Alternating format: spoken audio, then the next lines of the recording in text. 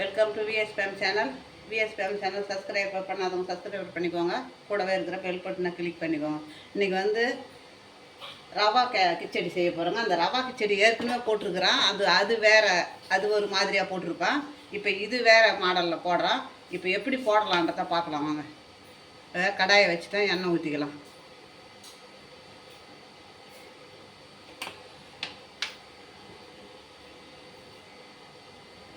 எண்ணெய் காயட்டும்.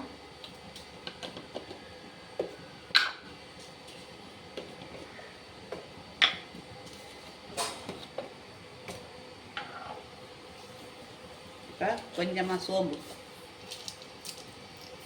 ஒரு 4 ஸ்பூன் சோம்பு,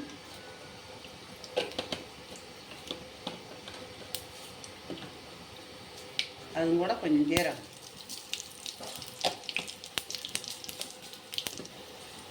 கொஞ்சம் கடுகு, கொஞ்சமாக மஞ்சத்தூள்,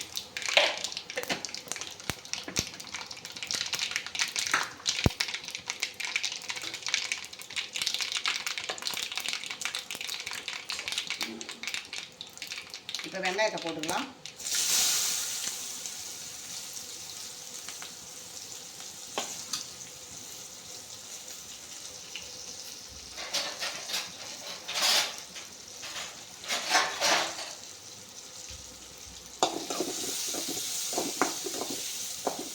அது கூட கேரட்டு,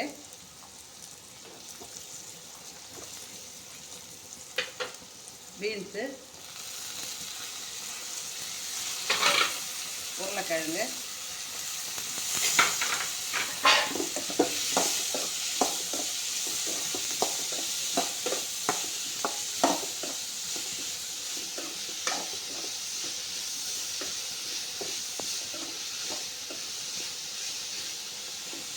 இப்போ இது கூட பச்சை மிளகா ஒரு 2 மிளகா உங்கள் காரத்துக்கு தகுந்த மாதிரி நீங்கள் போட்டுக்கோங்க.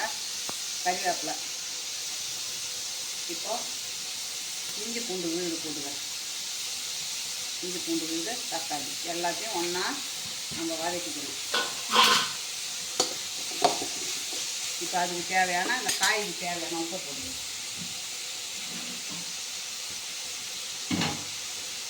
இந்த காய்க்கு தேவையான உப்பு,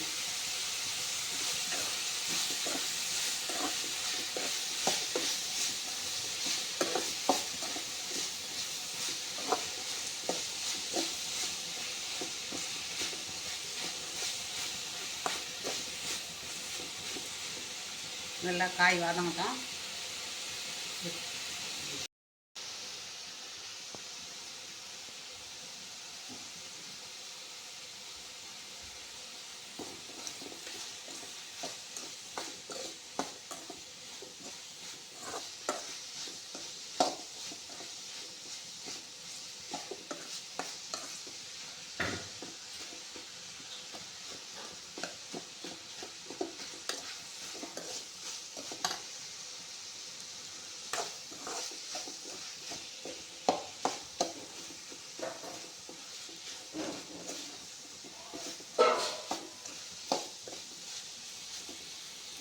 இப்போ நான் 200 ரவை எடுத்துருக்குறேங்க. கொஞ்சம் நல்லா வதங்கட்டும் காய்.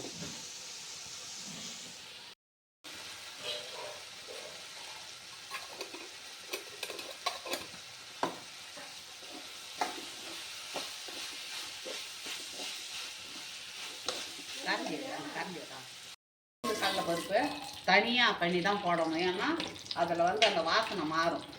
அதுக்காக உளுந்தும் கடலைப்பருப்பும் வறுத்து அதில் போட்டுடலாம்.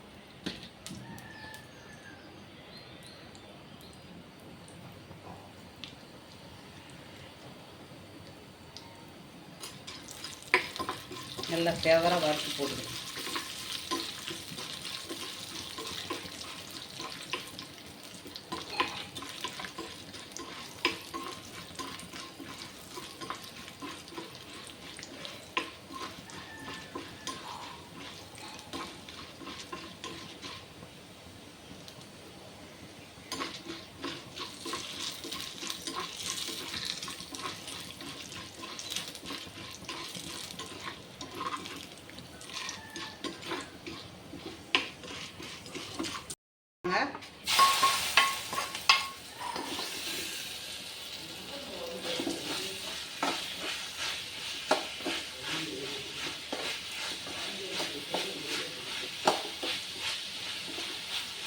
இப்போ நம்ம இந்த 200 போட்டு வந்து ரவை வச்சுருக்குறோம் இல்லைங்களா, அதை நம்ம இதில் போட்டுக்கலாம். இதில் போட்டு வறுத்து தான்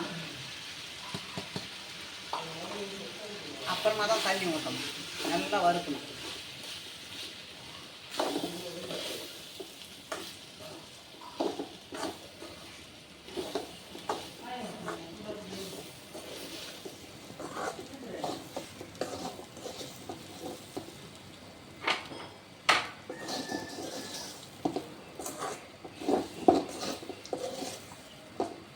ரவை நல்லா வறுபடட்டும். அப்புறமா நம்ம தண்ணி ஊற்றிக்கலாம்.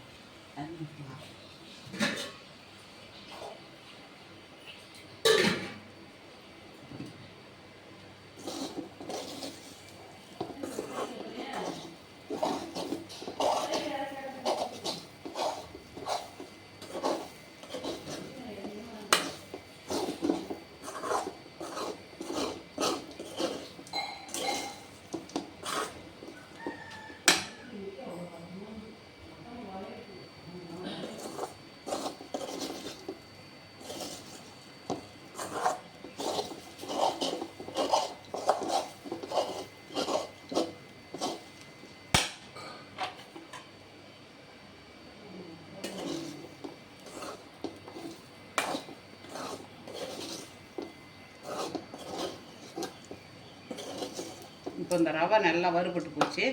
நம்ம இந்த கப்பால் தானே எடுத்துருக்குறோம், அதே கப்பால் 2.25 கப்பு தண்ணி ஊற்றணும்.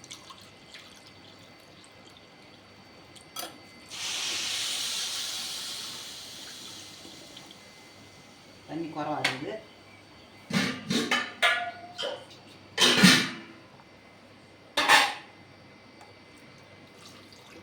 ரெண்டு 2.25. அதே சுடு தண்ணி வச்சு தான் ஊற்றணும். சுடு தண்ணி இல்லை, அதனால் நான் பச்சை தண்ணியே ஊற்றிட்டேன். சுடு தண்ணி வச்சு ஊற்றினா இதை விட இன்னும் நல்லா இருக்கும். நீங்கள் சுடு தண்ணி வச்சு ஊற்றிக்கோங்க.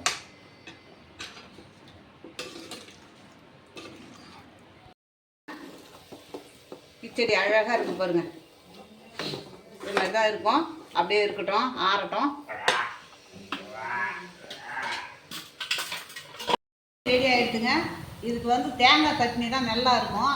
இருந்தாலும் நான் சாம்பார் தான் வச்சேன். இன்றைக்கி சாம்பாரே வச்சு சாப்பிட்டுக்கலான்னு எங்கள் பிள்ளைங்கள்லாம் சொல்லிட்டாங்க. அதனால் சாம்பாரை தேங்காய் சட்னி தான் அவ்வளோ ஒரு மெயினாக இருக்கும். தேங்காய் சட்னி அரைச்சி சாப்பிடுங்க. சூப்பராக இருக்குங்க கிச்சடி. இந்த மாதிரி தானே இருக்கணும். நீங்களும் இதே மாதிரி செய்து பாருங்கள். பிடிச்சிருந்ததுன்னா எனக்கு லைக் பண்ணுங்கள், கமெண்ட் பண்ணுங்கள், சப்ஸ்கிரைப் பண்ணுங்கள்.